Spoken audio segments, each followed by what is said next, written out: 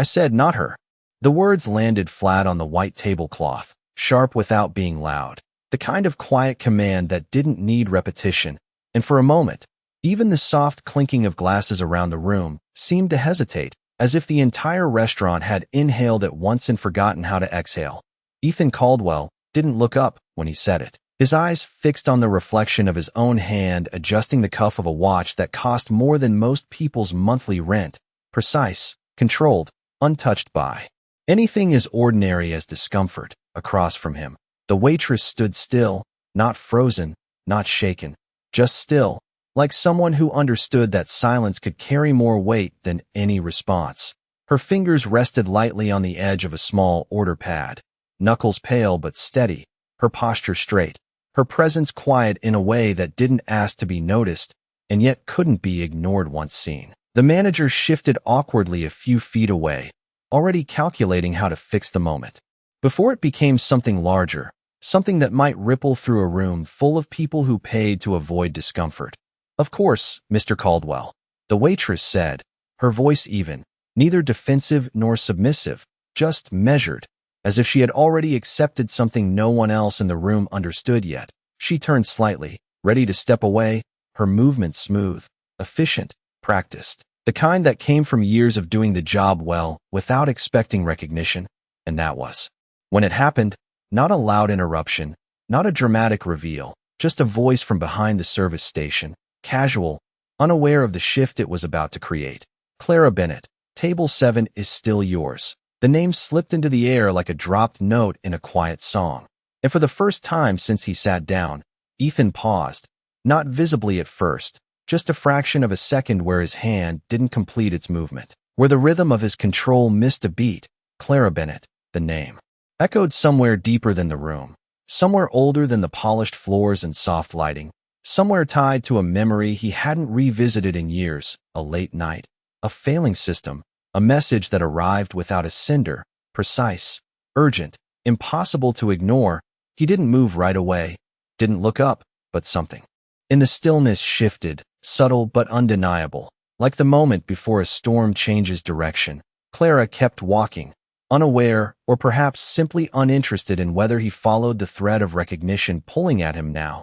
Her steps light against the floor, her presence already dissolving back into the rhythm of the restaurant. And yet the name remained, suspended, unfinished, waiting. Ethan's fingers curled slightly against the table, the first sign that something inside his carefully ordered world had just been touched, not broken, not shaken, but acknowledged. And for reasons he couldn't yet explain, he found himself listening, not to the room, not to the conversations around him, but to the quiet absence left behind by a waitress he had dismissed without a second thought, until he heard her name. The name did not fade the way most things did in Ethan Caldwell's world. It did not dissolve into background noise or get replaced by the next urgent thought. Instead, it stayed, quiet and persistent, like a line of code that refused to execute until it was understood. He leaned back slightly in his chair, not enough for anyone else to notice, but enough to create space between himself and the moment he had just created. The manager was already stepping forward with a different server, eager, attentive, perfectly aligned with expectation, but Ethan did not acknowledge him. Not yet. His attention had shifted somewhere else entirely, not outward but inward, tracing something older, something unresolved. Clara Bennett. He repeated it silently, testing the weight of it, measuring it against memory, against instinct, against the part of him that had built an empire by recognizing patterns others overlooked. 10 years ago, the system had been collapsing, not dramatically, not in a way that headlines would catch, but quietly, dangerously, numbers that did not align, signals buried under layers of complexity. His team had missed it, every analyst, every consultant, every expensive mind he had trusted. And then there had been the message, no name, no introduction, just a clean, precise breakdown of the flaw and the solution, written with a clarity that cut through everything else. It had saved him, not just money, not just reputation, but the trajectory of everything that followed. He had searched for the source, of course he had, traced servers, followed leads, offered incentives, but whoever had sent it never stepped forward. No credit, no claim, just silence. And now that silence had a name, or at least it sounded like one. "Sir, your replacement server will be here shortly," the manager said, careful, respectful, unaware that the situation had already shifted beyond his control. Ethan finally looked up, his gaze moving not to the manager, not to the table, but toward the direction Clara had gone. She was already at another table, speaking softly, writing something down, her posture unchanged, her presence as understated as before. Nothing about her suggested someone who had once held the kind of insight that could alter a company's fate. And yet that was exactly what made the possibility harder to dismiss. He stood, slowly, not abruptly, not drawing attention, just enough to interrupt the expected flow of service. The manager blinked, uncertain. "That will not be necessary," Ethan said, his voice quieter now, but no less controlled. The new server paused mid-step, confusion flickering across his face. "I will wait," Ethan added, and for the first time since he entered the restaurant, the words were not a command, they were a decision, one that did not come from habit or entitlement, but from something closer to curiosity, or perhaps recognition. Across the room, Clara finished taking an order and turned slightly, her eyes scanning the space briefly, not searching, just observing, and for a fraction of a second, their gazes met. There was no reaction in her expression, no surprise, no discomfort, just a calm awareness, as if she had already anticipated this moment and decided it did not change anything. Ethan held that look a second longer than necessary, not challenging, not demanding, just present. And in that quiet exchange, something unspoken settled between them. Not an answer, not yet, but a question that refused to be ignored, one he had not asked in a very long time. "Who are you really, Clara Bennett? And why does your name feel like something I was never supposed to forget?" Clara did not walk toward him immediately. She finished what she was doing first, setting down a glass of water at another table, offering a small nod to a guest who thanked her without really seeing her, and only then did she turn, not rushed, not hesitant, just deliberate, as if she had decided long ago that no moment, no matter who was involved, would ever force her to move faster than she chose to. Ethan watched her approach, noticing details he would have ignored before, the steadiness in her steps, the absence of performance in her expression. There was no attempt to impress, no trace of discomfort, just a quiet control that felt unfamiliar in a room where most people adjusted themselves the moment they recognized who he was. She stopped at his table, not too close, not distant either, just within the space required to do her job. "Are you ready to order, sir?" she asked, her tone the same as before, calm, professional, unchanged, as if nothing had happened, as if he had not dismissed her minutes earlier. Ethan did not answer right away, not because he did not know what to say, but because for the first time in a long time, he was choosing his words carefully, not for impact, not for control, but for accuracy. "You were not supposed to come back," he said finally, the sentence quieter than expected, less of a command, more of an observation. Clara met his gaze without resistance. "I was assigned to this table," she replied simply. No edge, no implication, just fact. He studied her face, looking for something that would confirm or dismiss the thought forming in his mind, something that would align her with the memory he could no longer ignore. "Clara Bennett," he said, this time aloud, testing it in the open air between them. Her expression did not change, not even slightly. "Yes," she answered, and that was all. No elaboration, no curiosity about why it mattered, as if her name was not something she expected to carry weight for anyone else. Ethan leaned forward just a fraction, enough to lower the space between question and answer. "Did you ever work in data security?" he asked, the words measured, controlled, but carrying something underneath, something that had not been there before. Clara's eyes held his for a brief second longer than necessary, not defensive, not surprised, just aware. "I used to," she said, the same tone, the same restraint, and then she waited, not offering more, not filling the silence, leaving it exactly where it was, between them. Ethan exhaled slowly, the confirmation settling into place, not dramatic, not overwhelming, just precise, like a missing variable finally identified. "You sent it," he said, not a question, not quite a statement either. Something in between. Clara glanced down at the table for a moment, her fingers adjusting the position of the silverware with quiet efficiency, A small action, ordinary, grounding, and then she looked back at him. I sent a lot of things back then, she replied, neither confirming nor denying, but not avoiding either, and somehow that made it clearer than a direct answer ever could. Ethan leaned back again. The shift subtle but real, the posture of someone recalibrating, not losing control, but redefining it. You could have asked for anything, he said, a trace of something unfamiliar in his voice. Not regret, not quite gratitude, something quieter. Clara shook her head slightly, almost imperceptibly. That was never the point, she said. And there it was again. That sense that she had been operating on a different set of rules long before he ever noticed her. The restaurant continued around them. Conversations resumed, glasses clinked, orders moved in and out of the kitchen, but at that table, something had shifted in a way that no one else could see. Ethan glanced at the empty chair across from him, then back at Clara, and for the first time, there was no hesitation in what he said next. May I have you serve my table? The words were simple, but the tone was not. It was not a request shaped by habit, not an expectation disguised as politeness. It was something else entirely, something earned in the space between recognition and respect. Clara did not answer immediately. She held his gaze for a second, just long enough to acknowledge the change, and then she nodded once, a small movement, quiet, final. I already was, she said, and with that, she reached for her order pad, ready to begin again, not as someone who had been called back, but as someone who had never truly left. Clara wrote down his order without repeating it back, her pen moving in quiet strokes that seemed more deliberate than necessary. As if each line carried its own sense of completion, Ethan noticed that the absence of redundancy, the lack of need to confirm what had already been understood, and it struck him how rare that was, not just in restaurants, but in his entire world. People repeated things to him constantly, for reassurance, for approval, for validation, but she did not.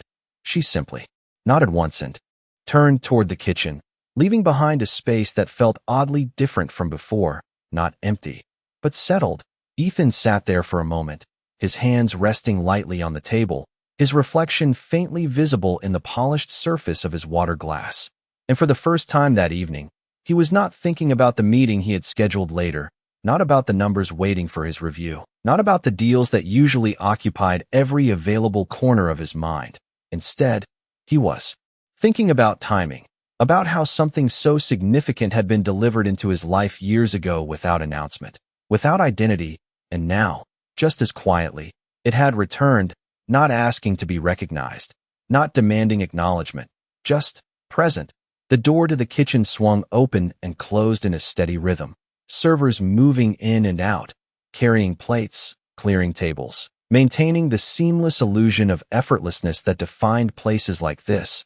Clara moved among them without drawing attention, but now that he had seen her differently, he could not unsee it, the precision in her movements, the way she adjusted details others overlooked, the way she listened without appearing to, absorbing information without interrupting the flow around her.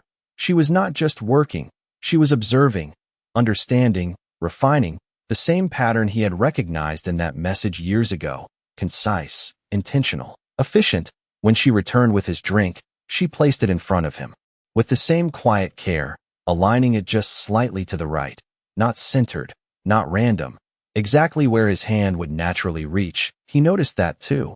You are very precise, he said, the words leaving him before he had fully decided to speak them. Clara paused just long enough to acknowledge the statement, not flattered, not dismissive, just aware. It saves time. She replied, her tone neutral, but not indifferent, as if she understood the deeper layer of what he was really saying, and chose not to expand on it. Ethan let out a small breath, almost a quiet laugh, though there was no humor in it, just recognition. It saved more than that, he said, his voice lower now, more personal than anything he had said since he arrived. Clara did not respond immediately. She adjusted the position of the napkin beside his plate, a subtle movement, almost unnecessary, but intentional, creating a moment of space before answering. I did what made sense, she said, and again, she left it there. No explanation, no claim, no expectation of acknowledgement. Ethan leaned back slightly, studying her with a different kind of focus now, not evaluating, not judging, but trying to understand a perspective that operated outside the frameworks he was used to. Most people would have asked for something, he said, not as a challenge, but as a statement shaped by experience. Clara met his gaze again, steady, unhurried. Most people need something, she replied, and there was no arrogance in it, no implication that she was above others, just a quiet truth delivered without decoration. Ethan considered that, the simplicity of it, the clarity, and for a moment, he found himself without an immediate response, which was rare for him, almost unfamiliar, around them. The restaurant continued its steady rhythm, conversations rising and falling, cutlery touching porcelain, the low hum of a world that moved forward regardless of individual realizations. But at that table, something had shifted beyond the surface, something that did not need to be announced to exist. Clara straightened slightly, her attention returning to the task at hand. Your entree will be out in a few minutes, she said, her tone returning to its professional baseline, but not losing the subtle depth it had gained. Ethan nodded once, a small gesture, almost imperceptible, but real, and as she turned to leave again, he did not stop her this time. He did not need to, because for the first time since she approached his table, he understood that she had never been someone who needed to be held in place to matter. She had already done that, long before he ever knew her name. The plate arrived exactly when she said it would, not a second early, not a moment late, and Ethan noticed that too. The consistency, the quiet reliability that did not announce itself, but revealed its presence through absence of error. Clara placed the dish in front of him with the same measured precision, aligning it with the edge of the table, adjusting it slightly so the presentation faced him, not the room, not the observer, but him, and then she stepped back just enough to give space, without withdrawing completely. Is there anything else you need? She asked, the same tone, the same calm, but now it carried something different, not distance, not indifference, just clarity, as if the question was genuine but not dependent on his answer. Ethan looked down at the plate for a moment, but he was not really seeing the food. He was thinking about scale, about how something so small, a message, a name, a quiet decision made years ago, could ripple outward into something this large, this present, and yet remain almost invisible unless you knew where to look. He picked up his fork, then paused, setting it back down without taking a bite. Why did you stop? He asked, the question direct, but not intrusive, shaped more by curiosity than entitlement. Clara did not react immediately. She did not shift her weight or adjust her posture. She simply considered the question for a brief second, not avoiding it, not rushing to answer, just choosing the right moment. I did not stop, she said finally, and the answer was simple, but it carried more than the words suggested. Ethan looked up at her, his expression narrowing slightly, not in suspicion, but in focus. You are here, he said, not as a contradiction, but as an observation that did not align with his understanding of trajectory. Clara followed his gaze briefly, glancing around the restaurant, the polished floors, the soft lighting, the quiet rhythm of service, and then she looked back at him. So are you, she replied, and for a moment, there was something almost reflective in her tone, not challenging, not dismissive, just balanced. Ethan let out a small breath. Through his nose, the closest thing to a smile he had shown all evening, not because the answer amused him, but because it disrupted the structure of the question itself. He leaned forward slightly, resting his forearms on the table, a posture he rarely took in public, less guarded, less formal. Most people would call this a step down, he said, choosing the words carefully, aware of how they might sound. Clara's expression remained steady, but there was a faint shift in her eyes, something that suggested she had heard this perspective before, many times. Most people measure the wrong things, she said, her voice quiet, but not soft. It carried a firmness that did not need volume to be clear. Ethan held her gaze for a moment longer, letting that settle, the idea that success, position, visibility, all the metrics he had built his world around, might not be the only way to define movement, or value, or direction. Around them, a burst of laughter rose from another table. Glasses clinked. A server hurried past carrying a tray of drinks. The world continued, unchanged. But at that table, the The conversation had shifted into something that did not follow the usual patterns of transaction. Clara straightened slightly, her attention returning to the flow of service. "Enjoy your meal," she said, not as a routine phrase, but as a conclusion to the moment, a gentle boundary. Ethan nodded once, this time without hesitation, and as she turned to leave, he picked up his fork again. But before taking a bite, he paused, looking at the space where she had just been, and for the first time, the thought that crossed his mind was not about what she had done for him in the past, but about what she had chosen not to take from it, and why that choice seemed to carry more weight than anything he could have offered in return. The first bite did not register the way it usually did, not because the food lacked quality, but because his attention was no longer anchored to the physical details of the meal. It had shifted somewhere quieter, somewhere less tangible. Ethan chewed slowly, more out of habit than awareness, his gaze drifting briefly across the room before returning to the table, to the small, deliberate arrangement Clara had created without drawing attention to it. Everything was placed with intention, nothing excessive, nothing missing, and it reminded him of something he had spent years trying to teach his teams: efficiency without noise, clarity without explanation. And yet here it was, not in a boardroom, not in a system, but in the quiet rhythm of someone who never needed recognition to maintain precision. He set his fork down again, the movement softer this time, less abrupt, as if even his own gestures had begun to adjust to the environment she operated in. Across the room, Clara moved between tables, her presence steady, her pace consistent, never rushed, never delayed. She was not reacting to the room, she was moving with it, and that difference, subtle as it was, stood out to him more than anything else. Most people adjusted themselves based on who was watching, who was important, who needed to be impressed, but she did not. Her attention was the same whether she was serving him or anyone else, and that realization settled into something deeper, something that felt less like observation and more like understanding. A man at a nearby table raised his hand slightly, not impatient, just uncertain. Clara noticed immediately, not because he was loud, but because she was attentive in a way that did not rely on volume. She approached, listened, responded, all within a few seconds, and then moved on, leaving no disruption behind, just resolution. Ethan watched that exchange without meaning to, and for a moment, he found himself measuring something he had never quantified before: not profit, not growth, but impact without visibility, influence without declaration, the kind that did not scale easily, did not show up on reports, but changed outcomes in ways that could not be ignored once seen.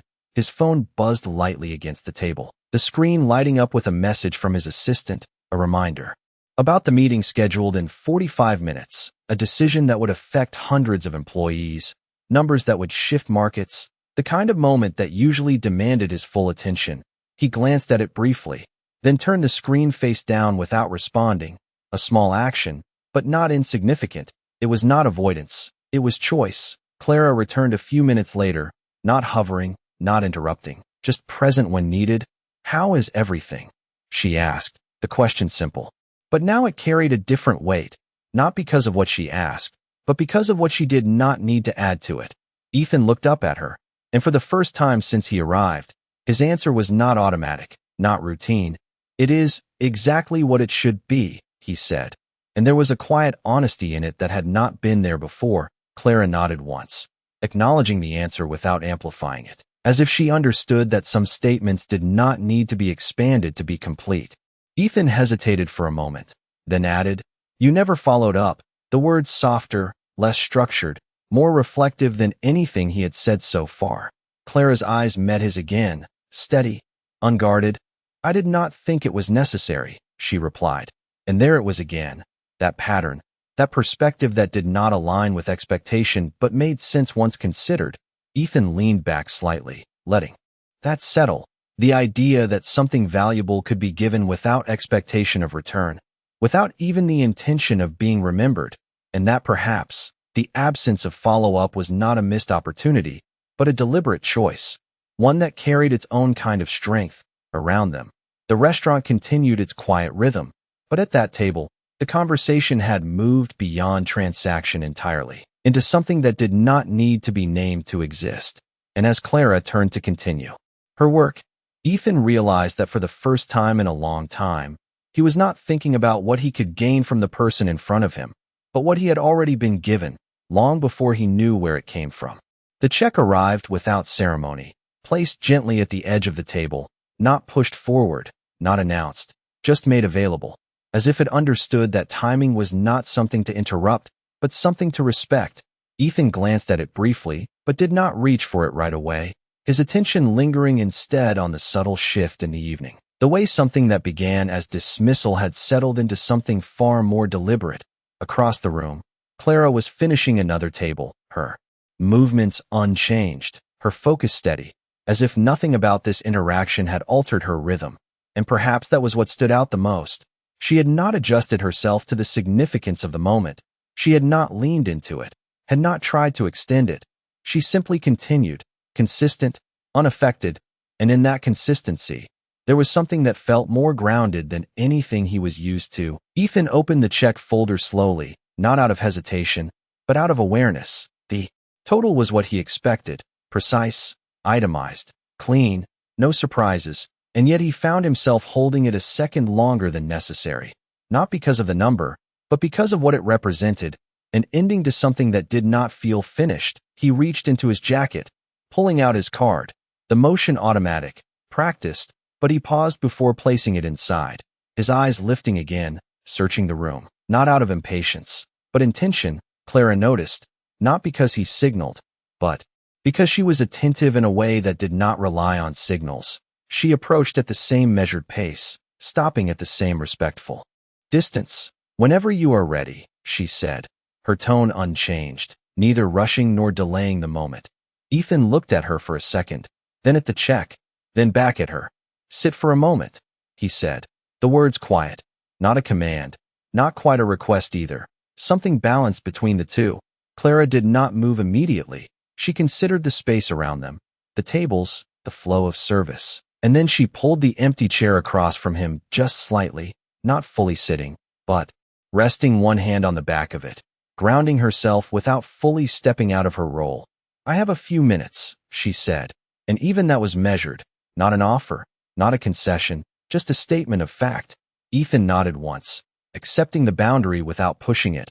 "I spent months trying to find you," he said, his voice lower now, more reflective than before. "Whoever sent that message," he added, as if clarifying something that no longer needed clarification. Clara's expression remained calm, but there was a slight shift in her eyes, not surprise, not discomfort, just acknowledgement. "You were not supposed to," she replied, and there was no accusation in it, no regret, just a quiet understanding of how things had unfolded. Ethan leaned back slightly, exhaling through his nose. "I do not like not knowing," he said, and for the first time, there was a trace of something unguarded in the statement. Not weakness, but honesty. Clara nodded faintly. "Most people do not," she said, her tone even, but not dismissive. Ethan studied her for a moment, then asked, "So why now?" The question simple, but carrying more beneath it. Why here? Why this way? Why after all this time? Clara glanced briefly at the table, at the check, at the quiet conclusion waiting between them, then back at him. "It is not now," she said, and her voice carried that same quiet certainty. "You just noticed." And the words did not land as a challenge or a correction, but as something clearer, something that shifted the perspective entirely. Ethan held her gaze for a moment longer, letting that settle, the realization that this was not a moment created, not a coincidence arranged, but something that had always been there, waiting, unnoticed until he was ready to see it. He placed his card inside the folder slowly, deliberately, then closed it, sliding it toward her without looking away. And for the first time since the evening began, the exchange felt balanced, not transactional, not hierarchical, just complete. Clara took the folder with the same quiet precision, nodding once. "I will be right back," she said, and as she turned to walk away, Ethan did not watch her leave this time, because he already understood something he had not when she first approached his table. She had never been someone who needed to stay in front of him to be seen. She had already been part of his story long before he knew where to look. Clara returned with the check folder held lightly in one hand, her movements unchanged, her pace steady, As if nothing about the exchange had altered the rhythm she carried through the room, she placed the folder back on the table with the same quiet precision, aligning it just enough to be within reach, not intruding, not delayed. And then she stepped back, giving him space, not watching for a reaction, not waiting for acknowledgement, just present in the moment as it completed itself. Ethan opened the folder slowly, not out of habit this time, but with intention, his eyes scanning the receipt briefly before settling on the line beneath it. The one he had written himself, the number larger than necessary, not excessive for him, but significant in context. And yet as he looked at it, it felt incomplete, not wrong, but insufficient in a way that was unfamiliar. He closed the folder again without removing the receipt, his fingers resting on its edge for a second longer than needed. Then he looked up at her. "This is not enough," he said, his voice calm, not apologetic, not uncertain, just clear. Clara did not move, her expression steady, her attention focused. "It covers the meal," she replied. Simple, factual, without interpretation. Ethan shook his head slightly, a small movement, almost unnoticeable. "That is not what I mean," he said. And there was something different in the way he spoke now, less structured, less controlled, as if he was navigating a space that did not follow the rules he was used to. Clara held his gaze, not resisting, not encouraging, just allowing the moment to exist without pushing it forward. "You changed something," he continued, the words measured, deliberate. "Back then, and again tonight," he added, not as a comparison, but as a continuation. Clara's eyes softened just slightly, not with emotion, but with recognition. "Things change all the time," she said, her tone even, grounded, not dismissing his statement, but not amplifying it either. Ethan leaned forward a fraction, his hands resting lightly on the table. "Most people would want something in return," he said, echoing a thought he had returned to more than once. Clara glanced briefly at the folder, then back at him. "You already gave it," she replied, and this time, there was a subtle shift in her voice, not stronger, not louder, but clearer, as if the meaning was no longer something she needed to leave unspoken. Ethan frowned slightly, not in confusion, but in concentration. "What?" he asked, and the question was not sharp, not demanding, just genuine. Clara took a small breath, not to prepare, but to settle the moment before answering. "You listened," she said, and the simplicity of it landed in a way that nothing else had. No complexity, no hidden layers, just a truth that did not require explanation. Ethan held her gaze, the weight of that answer settling slowly, not dramatic, not overwhelming, but precise, like something aligning into place after being slightly off for longer than he realized. He leaned back again, his posture shifting into something quieter, less defined by control, more by awareness, around them. The restaurant continued its steady rhythm, conversations rising and falling, the soft movement of people who did not notice what had just passed between two individuals at a single table. Clara straightened slightly, her role returning to the foreground as naturally as it had receded. "Have a good evening, Mr. Caldwell," she said, her tone professional again, but not distant, carrying the same quiet clarity that had been there all along. Ethan nodded once, not out of habit, but with intention, and as she turned to leave, he did not call her back, did not extend the moment further, because for the first time, he understood that not every meaningful exchange needed to be prolonged to be complete. Some things were meant to arrive quietly, shift something fundamental, and then move on without asking to be held in place. And as Clara disappeared into the rhythm of the room once more, Ethan remained where he was for a second longer, not because he had nothing else to do, but because he was recognizing something he had not accounted for before, that sometimes the most valuable things in his life had never introduced themselves. They had simply been there, waiting to be noticed, and once seen, they did not need to stay to matter. The chair slid back with a soft sound against the floor, not abrupt, not delayed, just enough to signal the end of something that had already concluded moments earlier. Ethan stood, adjusting his jacket out of habit, but the movement felt different now, less about presentation, more about closure. He glanced once more across the room, not searching, not expecting, just observing. Clara was already at another table, speaking quietly to a couple who barely looked up from their conversation. Her presence unchanged, her focus steady, as if nothing about the evening had altered her trajectory. And that, more than anything, settled something in him. The understanding that whatever had passed between them did not belong to the kind of moments that demanded continuation. It belonged to the kind that simply existed, complete on their own. He turned toward the exit, each step measured, unhurried. The low hum of the restaurant fading slightly as he moved away from the table, away from the space where something small had shifted something much larger. Outside, the air was cooler, the city moving with its usual rhythm, headlights passing, distant conversations blending into the background.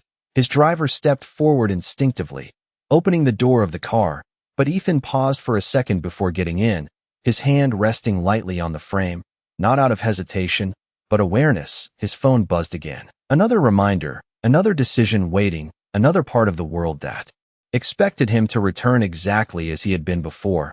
He glanced at the screen, then slipped the phone back into his pocket without unlocking it, choosing, just for a moment longer, to remain in the quiet space that had been created inside him.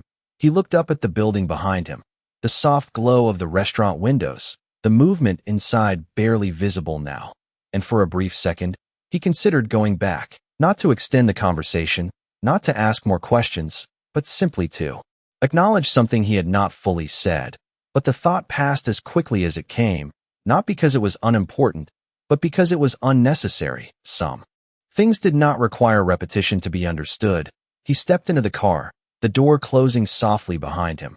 The interior quiet, controlled, familiar, but not quite the same as it had been an hour ago. As the car pulled away from the curb, Ethan leaned back, his gaze unfocused for a moment, not drifting, but settling, the city lights reflecting faintly against the glass, and in that reflection, he saw something subtle, not a change in who he was, but a shift in what he recognized, the idea that not everything valuable announced itself, not everything meaningful asked to be remembered. Some things simply appeared at the right moment, did what needed to be done, and moved on without waiting to be seen. And perhaps, he thought, that was why they mattered more, because they were never dependent on acknowledgement to exist. The car turned the corner, the restaurant disappearing from view, but the presence of that quiet exchange remained, not as a memory he needed to revisit, but as something already integrated, already understood, and for the first time in a long time, Ethan did not feel the need to define it, to analyze it, to turn it into something measurable. He simply let it be, the way it had always been, unnoticed until it was not. And as the city continued around him, unchanged, he realized that the most significant shift of the evening had not been in the room or in the conversation, but in the way he would see the next person who stood quietly in front of him. Because now, he would know that silence did not mean absence, and that sometimes, the ones who said the least had already done the most.